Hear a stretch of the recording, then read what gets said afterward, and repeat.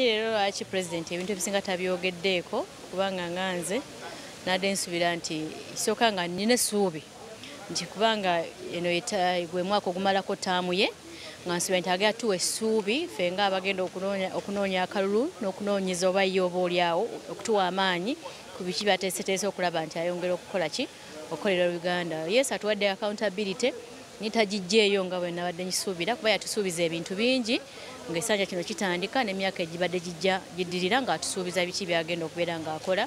Ffe nga ffe naddala ffe ababaka abakyala twagala nnyo okulaba butya omukyala wa Uganda bwagenda okuganyulwamu mu development y'eggwanga. Ebyobulamu kikulu nnyo eri abakyala kubanga zino zonna industries President zayogerako. Bino n'ebintu bya science ne innovations byetaaga abantu nga balamu, byetaaga abantu nga bayigirize. Ebyenjigiriza olaba tabyogeddeeko. Kakati basayansi bagenda kuyitawo okufuuka bascientist, balina okuyita mikono gy'abasomesa, balina okuyita mu bulamu obulungi. So sengomenda nga President azogeddeeko nnyo kubanga embasi sifuna amaanyi mangi kubanga industry zagenda okuteeka oba investor bano tebagenda ku investinga mu ggwanga kale talimu baki bantu. Obulamu bw'abantu kintu kikulu. Obwavu kubulwanyisa Yesu ayogedde kulaba nti nno ateekawo amakolero ayongera enguudo era abantu tebajja zitambulirako bigere balina okuzitambuzaako ebirime. Ebyobulimi abyogeddeko naye nga essira we riri abantu baffe bakoye okulimisa enkumbi. Tayogedde ku ngeri kijagenda kwongeramu amaanyi abantu ettaka litandise okunafuwa ebijimusaaje ebigenda okuva abantu okwongeramu amaanyi tractors twalaba yaziteeka mu region emu naye ng'ate mu Buganda teri tractors abantu bakoye okulimisa enkumbi. So mbadde nsubira nti eyo na President anakola ki anaabyogerako emirimu abavubuka baffe basoma. Omwaka ogwa President yayogera eggwanga yagamba nti agenda kulaba nti watandikibwawo emirimu. Mbadde nsubira nti ajja tuwaayo ku accountability mirimu emeka gavumenti gyesobodde okukola ki okutondawo abavubuka bameka abasobodde okubeera nga bafuna emirimu n'abo abatannafuna pulaani gyakola ki gy'ayina. So ebintu ebisinga bambi tabikoze ki tabyogeddeeko oba byesigaliza nga n'abitugamba ku lunaku lwa budget naye nga nze ndaba yesibye nnyo ku ky'enguudo ate ng'enguudo era zazze ng'akola ki ayogerako ebiseera ebisinga twali tuziraba nga zijja zoogerwako. Naye ffe nga abantu abalina essuubi twagala okulaba abantu baffe bafunye emirimu.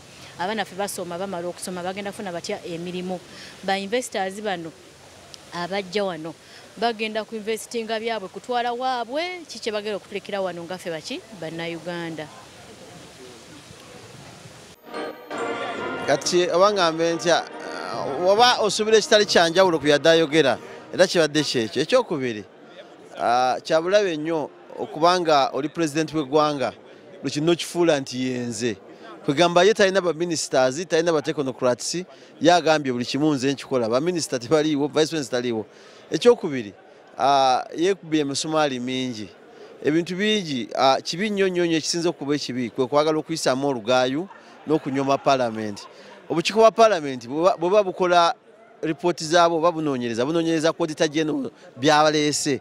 Parliament teva bweru nezuula bintu. Nolwekyo bwazze n'awaana omukyala agambye yateekawo ssente bilioni 19 ate azitadde agamba za science ate n'aziwa omuntu omu.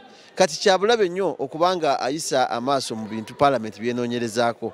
Parliament si yetandika okuleeta ebintu ebyo. Auditor General yakola ki bw'alaga ssente ezabbibwa n'ensibe ziri mu muntu oli kyekimu. Ekyokubiri agenda kuswala kubanga bye twogerako biri kiriya. Naye nze ndaba enguudo zayogera ze zimu tezikyukako. Ekirala alinga akyamukiriza abantu ganti ajja bikola mu kyo kimu tebiriiyo. Nolwekyo era asigadde nga bwe yabadde na mugongo nti ye omulimu gwe kunoonya bululu bw'anaabufuna. Nsomedde mu Bakatoliki nsomedde mu Bakristaayo tuyinza kumukisa waagujje yensobye eyo. You cannot talk about economic growth before talking about the politics of the country.